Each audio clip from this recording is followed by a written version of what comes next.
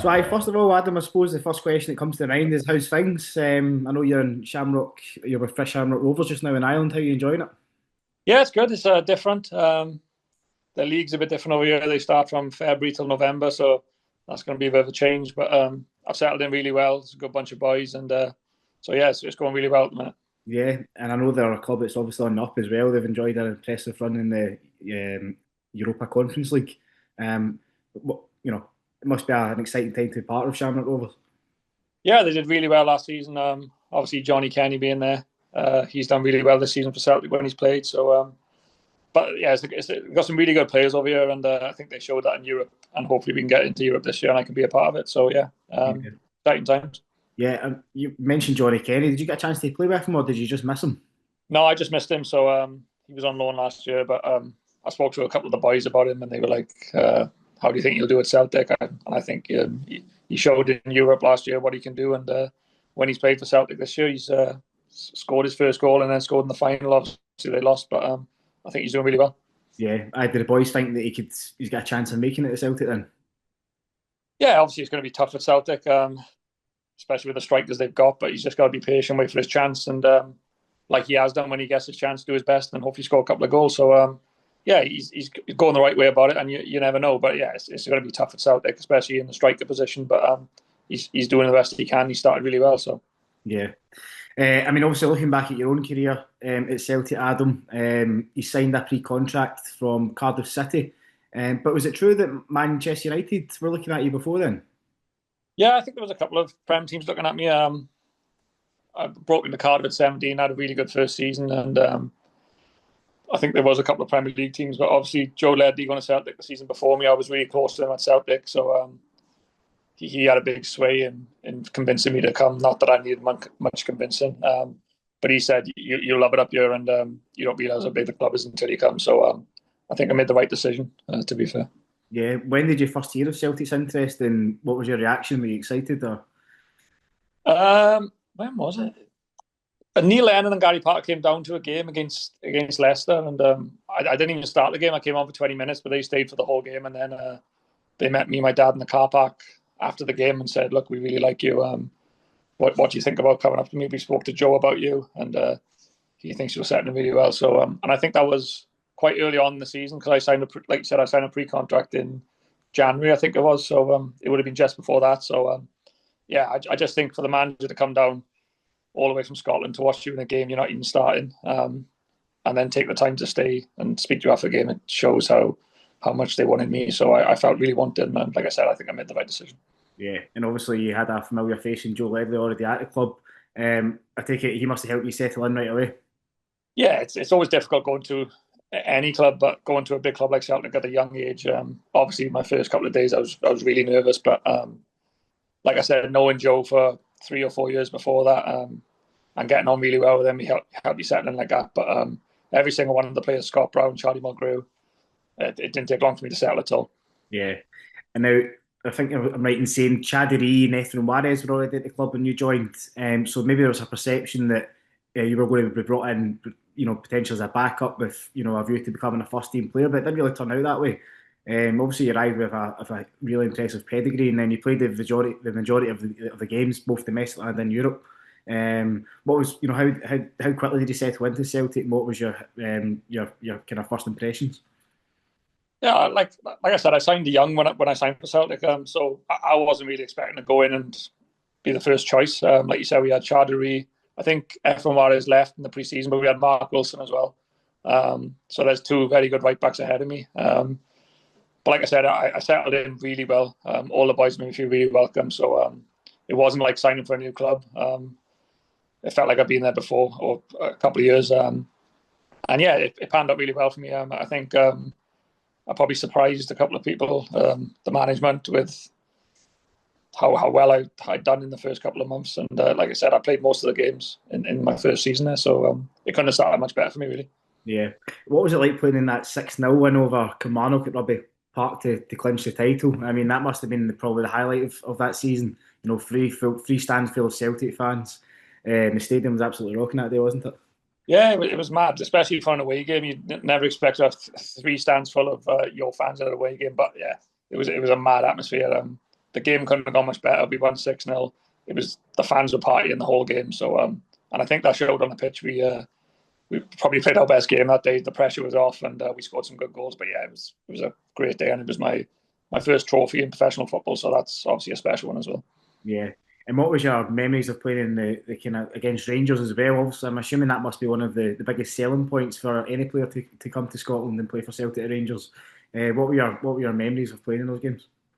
Yeah, obviously that's a massive pull. I think even if you're just a football fan, nothing to do with Celtic or Rangers, it's one of the games you watch when it's on telly. You can tell the atmosphere, how good it is just from watching it on telly. So and you want to play in the big games when you want to become a footballer. So and I don't think they get much bigger than Celtic Rangers really. People down south might not realise how big or how much they dislike each other, but yeah, they're mad games. And I think I played in 4 or 5 and I won 3, I think, so not too bad. The first one was on the bench at Ibrox. We lost 4-2, but even the Celtic fans at Ibrox, when we used to have all behind the goal, I just couldn't wait to get on the pitch. Yeah. What stadium did you prefer to play in when it was a derby? Did you prefer to play at Celtic Park or at Ibrox? I'd say Celtic Park, obviously. Right.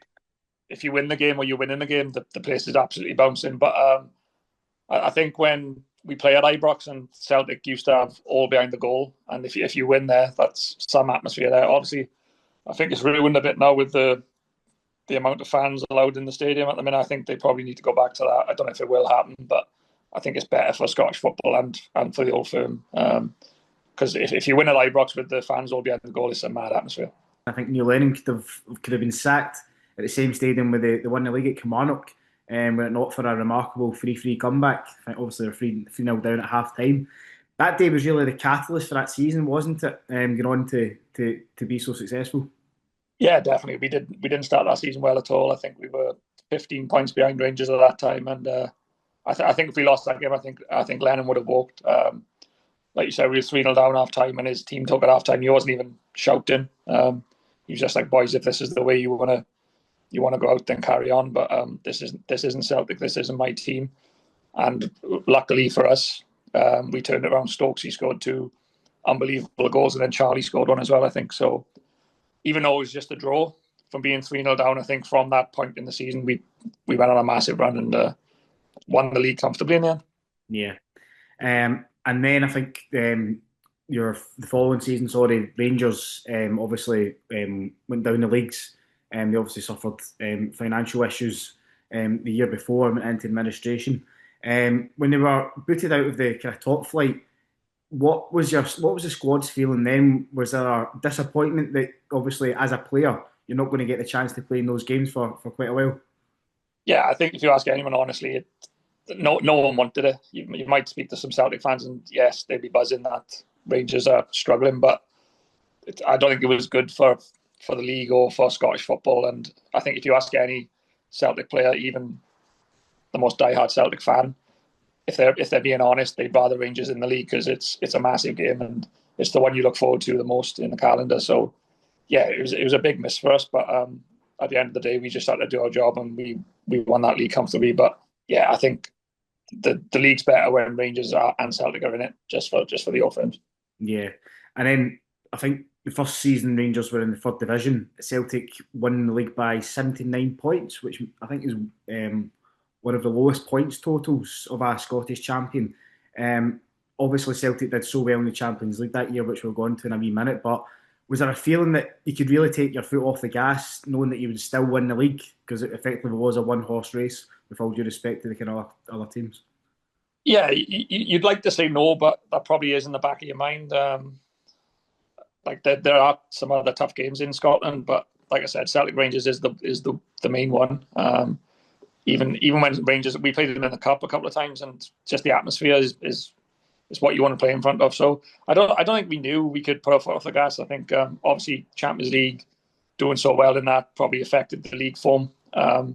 But we weren't happy with that league season, even though we won it. We knew we could have done better, but yeah, it's just one of them things. We won the league, but at the end of the day, we weren't happy.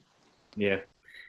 One person I want to ask you about is Efe Ambrose. He was a bit of a cult hero at Celtic. What was he like as a guy? He just seemed to be so positive all the time. Yeah, the happiest guy I've ever met. You never see him not smiling. Even when he made a mistake, it's impossible to shout at him. He just looks at you and smiles. But a very underrated player, I think. He did really well for us. Very underrated, I thought. But yeah, a great guy on and off the pitch. Didn't speak the best English, but always got involved, and I think everyone in the team loved him. Yeah. Emilio Ezaghetti's injuries meant you shifted to left back at times. Obviously, the most famous game would be that night against Barcelona, which is still to this day regarded as arguably one of the best European nights in Celtic's history. There was something magical in there that night, wasn't there? It was the club's 125th anniversary, and I don't know what it was, but there was just a feeling that something special was going to happen. Did that kind of transcend into the team as well? Yeah, like you said, it was something in the air, and we could all feel it. I remember sitting in the change room before the game, just before we went out, and you could hear the fans singing "You Never Walk Alone" from the change room, which I've never experienced before. And then obviously walking out with all the fan displays. You could see in the lineup. I've watched the game back a couple of times. You could see in the lineup even the Barcelona players who have played in massive games. They can see them looking around as well. So I wouldn't say they were spooked, but it's the best atmosphere I've ever played in, and yeah, it's a special night. But you could, like you said, you could almost sense something special was on the cards, and yeah, it's the best game I've played in my career. Yeah, do you still pinch yourself looking back? You know, I mean, I think that Barcelona team was, I mean, it's one of the greatest ever teams that has graced a football pitch. You know. Yeah, I would say that's probably the best club team, if not in the top three ever. And to, like as a footballer, you want to play against the best players in the world. You never think you're going to get the opportunity to do it. But to do it on that night in that atmosphere and to get the win, even just be on the same pitch as them, you pinch yourself. But to actually get the result, which I think you could say we probably didn't deserve it with 11% possession, but I think we defended really well. Fraser Forster had a ridiculous game, and we took our chances when we got them. We only had two, but we took them. So yeah, it's a special night, and it'll stick with me for the rest of my life. Was that the night that Effie Ambrose went out and he was pictured in the Celtic trackie trying to get a club in Glasgow? Probably. I don't think many of the players went home for about 2 days after that. So yeah, like I said, it's a special night. You don't get them very often, so when you do get them, you've got to enjoy them. And like I said, Effie got involved, and yeah, it was probably that night. Do you remember what you did that night? Did you go out with the guys to a club, or did you? I think everyone had a lot of family over, so I think we all went out together as a family, and then obviously broke off from just players going out. And like I said, I don't think we went home for about 2 days. But yeah, I think even the manager, Neil Lennon, was out. All the coaching staff were out that's the sort of club Celtic was when I was there. Like everyone used to go out together, and it was very family based. Like all the families came out. So yeah, it was a great night all around for the families and the players. It's interesting to say that Neil Lennon came out because obviously he's notorious for his hairdryer treatment at times, but when he was away from football, was a good guy to get on with. I know you obviously have a special relationship with him, which we'll talk about later, but was he a good guy to get on with, outside the dressing room? Yeah, he's one of them. Like you'll say somebody on the football pitch, but then as soon as you're off it, he forgets about it. He's the nicest guy ever off it, and everyone I've spoke to who's played with him says exactly the same thing about him. Like they love playing for him. Obviously, he can have his angry moments, but that's just his personality. But I think that's what made us up for games, and that's probably why we did so well in Europe. So yeah, he's, like I said, I have a very special relationship with him. Still speak to him now, so I've got a lot to thank him for. But yeah, great guy. Yeah. You scored your first goal for the club away to Arbroath, and I watched it back on YouTube actually not that long ago, and it was an absolute screamer. And it was a midweek game in January. I remember it. Where did that one come from? It is there. It doesn't come up very often, but it is there. But I just remember that night being the coldest night ever. I think the pitch was frozen. They got a good result at Celtic Park. I think they drew 1-1, so it was a replay. And yeah, it was like minus 5 degrees or something.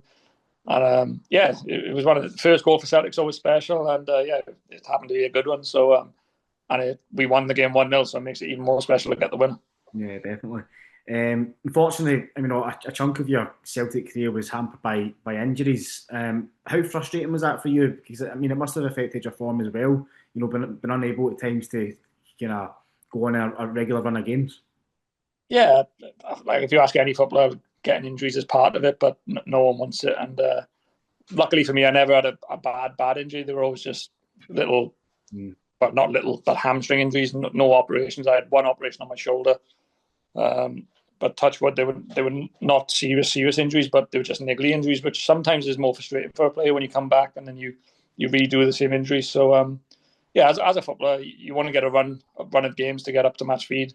And there was a spell in my Celtic career where I kept getting little injuries, which derailed my form a little bit. And it takes you a while to get back from injuries as well to get confidence in your body. So it was frustrating, but at the end of the day, that is part and parcel of football. Yeah. What was the transition like from Ronny Deila taking over from Neil Lennon? I know a lot has been said, obviously, about the diet. I know guys like Scott Brown and James Forrest and even Charlie Mulgrew were unhappy at the club. What were your memories from that period?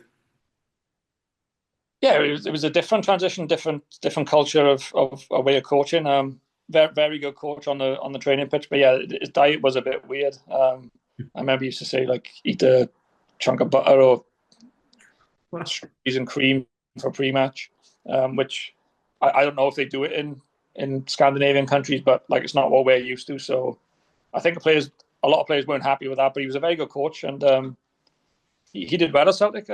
I enjoyed playing for him, but yeah, it was just different to what I'm used to. Being with Lennon for my first 3 seasons, and then it was a big change for everyone. So, but I think, like I said, he did well on the pitch, got the results. But it was just a big culture change for us, really. Yeah. Did you say he asked you to eat a block of butter? Yeah, like the little squares of butter you Right. get on Yeah. your bread. Like they used to say, oh, if you eat that, it's good for you. It's fat, but it's a good fat. Right. Doesn't taste nice. No, Uh, exactly. so Just eat that on its own. yeah, That's wild. yeah, it was weird. But I don't know if that's the thing in Scandinavian countries. I don't know. But like I said, it's just a different culture and got a lot of getting used to. And some people didn't buy into it, the diet bit. But like I said, on the training pitch, he was very, very, very good. Yeah. I know you spent a couple of seasons playing with Virgil van Dijk as well. What were your first impressions of him? And did you think he would go on to achieve what he has now? My first impressions were obviously a very, very good player.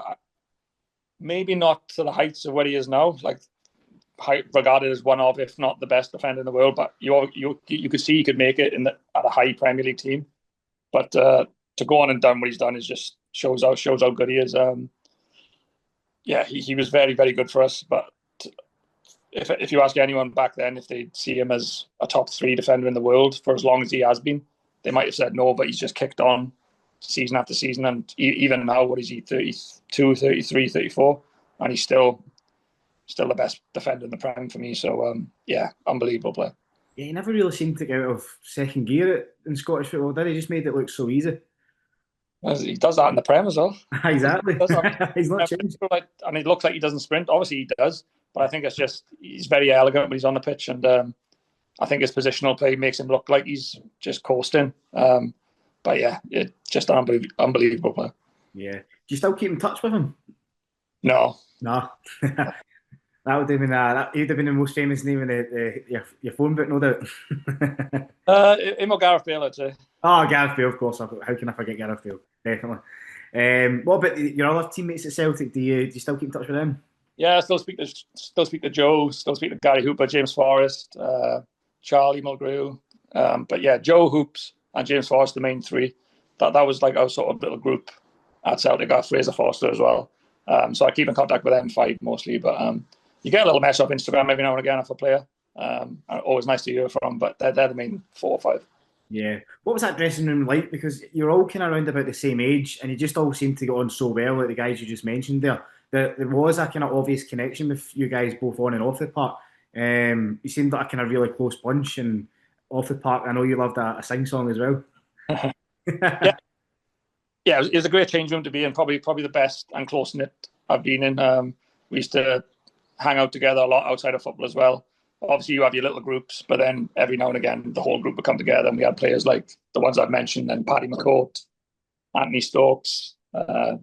So yeah, and even the foreign lads were very good as well. They bought into it, then they would come out and get involved. Izagiri didn't speak much English, but great guy. So there wasn't anyone no one disliked. We got on really well. Yeah, Paddy McCourt. I mean, what was he like? He's feet like Messi, but fitness maybe not so much. Yeah, in training, he's done things I've never seen players do. Like for someone, you'd look at him and think he can't be a footballer, but then you see him in a five-a-side, and he's the best five-a-side player I've ever seen. Never loses the ball, not quick, but will just walk past players like they're not there. But yeah, his fitness wasn't great, but he used to score some unbelievable goals when he played for Celtic, and a great guy off it as well. Yeah, did the manager ever go on to him about his fitness? They tried to, I think, in pre-season, but I think everyone knew what Paddy was like. You knew what you get from him. So I think they just give in the end. But like I said, give him the ball, and doesn't matter if his fitness is the lowest in the team.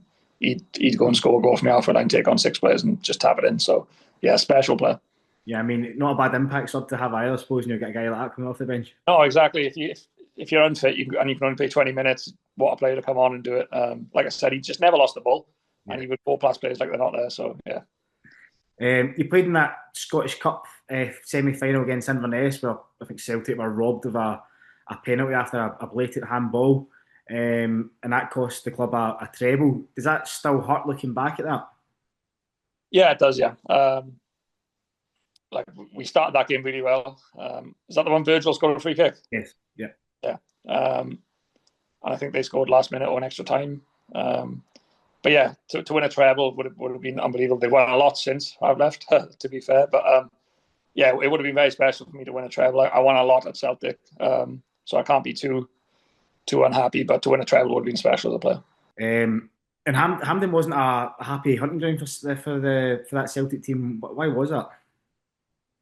To be honest, I'm not a massive fan of Hampden. I think that the fans feel like they're miles away because of the running track. That's not an excuse. Like we the fans are fans. It's the same for both teams. But I don't know. I can't put my finger on it.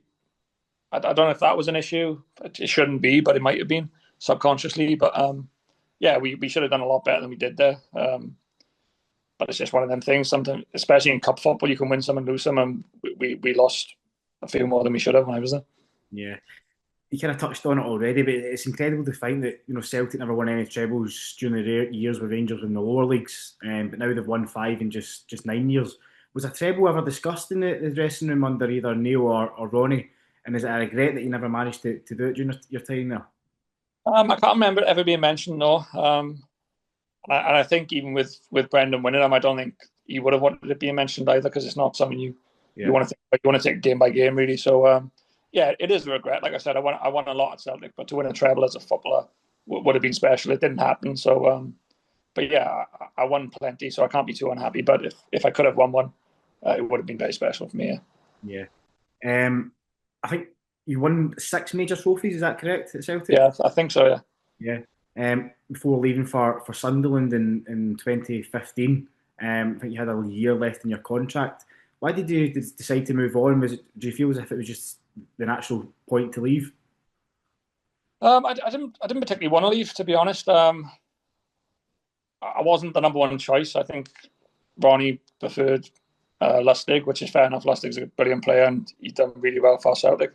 So it's not that I wanted to leave. Obviously, Sunderland came in, and it was a new challenge in the Premier League. So, and at the time, like I said, I wasn't first choice for Celtic. So it seemed like the right time to move, even though I wasn't looking to move. But yeah, it just happened. It happened quite quick, to be honest. I went home one day, fell asleep on the sofa, woke up, I'd missed calls of my agent saying Celtic have accepted a bid, and I was straight down there. So it happened quite quickly. Didn't have much time to think about it, but it's not like I wanted to leave Celtic. I loved my time there, so it was a little bit bittersweet, really. I wasn't buzzing to go, you know what I mean? Yeah. Were you expecting to leave Celtic during that window? I know, obviously, as I said, I think you had a year left in your contract. I spoke to Ronny Deila a couple of days before Sunderland came in, and he said we're expecting an offer to come in. And I told him then I'm not looking to leave. And I think we were half discussing the new contract with Celtic, which didn't materialise. And like I said, just I wasn't number one choice, not playing the amount of games I wanted to play. So, and it wasn't a bad move on paper. So yeah, I just thought new challenge. Hopefully playing the Premier League as well. So that was the reason. Yeah. With the benefit of hindsight, obviously we know that Brendan Rodgers came into the club a year later. But is it maybe a regret leaving at the point you did?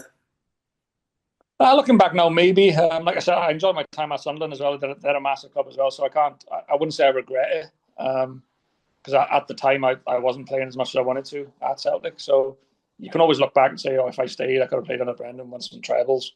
But you can't regret every decision you make. You don't know what's going to happen in the future. So no, I don't regret it. No. Yeah. And was there ever an opportunity for you to return to Celtic? There was talks of it when Lennon went back for his first time back. I spoke to him a couple of times about it, and nothing materialised from it really. But I would have loved to have the opportunity to go back, but it didn't happen. But like I said, I've been up a couple of times to watch some games and watch them every time they're on telly. So I'm a fan now. So that's better than being nothing. Yeah. And how did you enjoy your time at Sunderland as well? Obviously, it's a massive club, and I suppose when you're a young boy growing up, playing the Premier League has got to be one of your your dreams.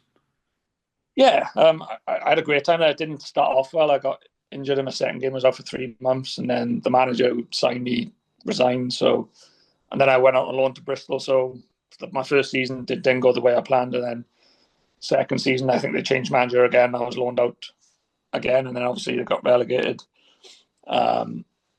So yeah, it didn't start off well, but I love my time there. Great bunch of boys, massive club. I just went there in a difficult period for the club. But thankfully they're back in the Premier League now, and hopefully they can stay there. Yeah. After 7 years or so down in England, I think you were reunited with Neil Lennon in Cyprus.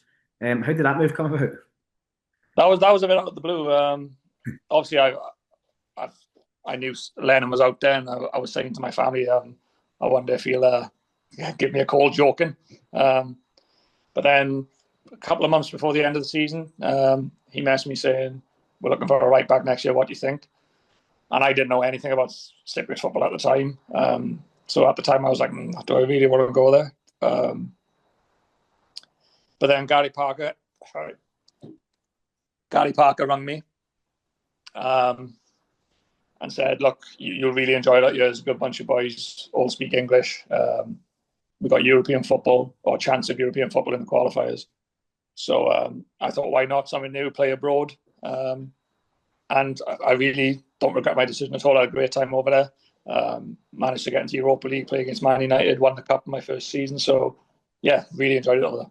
Yeah, and it must have been like getting the whole band back together because Gary Hooper also signed up. Yeah, Hoops came out. He done really well for us, and then it was a bit unlucky for Hoops. I think Lenny got sacked about 8 weeks after he signed, and then they just wanted rid of him for some reason. He scored 5 in 8 games or something for us, but his family didn't move out, so I don't think he was dying to stay once Lenny went anyway. But Hoops done really well. Obviously, it was nice to have a familiar face out there as well. So yeah, we had a great time out there, and the football's a lot better than I thought it was going to be, not knowing anything about it, but there's some really good players out there. Yeah. Did you stay close to Gary Hooper when you were out there, like accommodation wise? Yeah, he lived 10 minutes away, so he used to drive in the train every day together. Played a bit of golf out there. It's just a much different lifestyle. It's like you're on holiday for 12 months of the year. But like I said, the football is very competitive, and I think you've seen with some of the European performances from the City teams this year that they're a decent footballing country. So yeah, I love my time out there. Yeah, you outlasted both Gary and obviously Neil Lennon in Cyprus. So obviously it's clear that you did love your time there. How did the fans compare to Celtic? Because I know they're a bit crazy over there as well. Yeah, obviously on a much smaller scale, they don't have the same scale of fans as Celtic do. But if you get the stadium full, they got all the flares, all the banners, so it's very hostile atmosphere. Like our rivals were Applewell, so that's the equivalent of Celtic Rangers. But them games, the atmosphere was unbelievable over there, and yeah, the fans are crazy. Like if you have a bad result, they turn up to the training ground and they'll tell you what they think. Obviously, I didn't have a clue what they were saying, but they looked angry. Yeah. Was it a surprise when the news came through that Neil had left the club?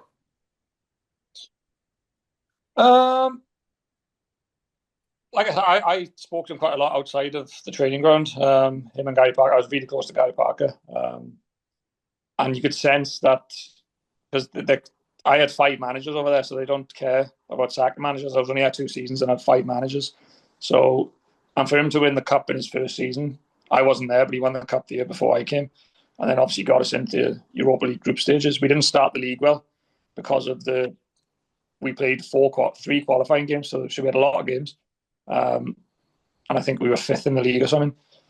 But to the owners, that wasn't good enough. So there was one game you could sort of sense that if we lost this game or didn't win, that it might be a chance. And we did. I think we lost the game 1-0, and then that was it. It happened quite quick again. Yeah. Obviously, Neil's at Dunfermline now. Have you had a call yet? He did mess with me saying, "Is there any good players in the Irish League for him?" So when I saw his name pop through, I was like, "Oh Jesus!" But no, like I said, I speak to him a lot. I'm very close to him, and I owe him a lot in my career. So he's done really well, kept them up, and hopefully he stays next year. I saw obviously Victor's Wanyama's gone there, so maybe he'll try and put the band together back there. Could you be tempted back to Scotland? No, like I said, I'm really enjoying it out here at the minute. I signed a year deal out here, so hopefully I can get another couple of years out here. But you never know. Never say never. Never say never. And how do you look back at your time overall at Celtic, Adam? Was it the best chapter of your career? You packed in so many brilliant moments at the club. Yeah, it's definitely the best moments of my career have come at Celtic. Like I said, the group of boys, we all got on well. The fans, it's just a different club, and I don't think people realise until you either support the team or have played for the team, you don't realise how special our club is. And loved every minute of it.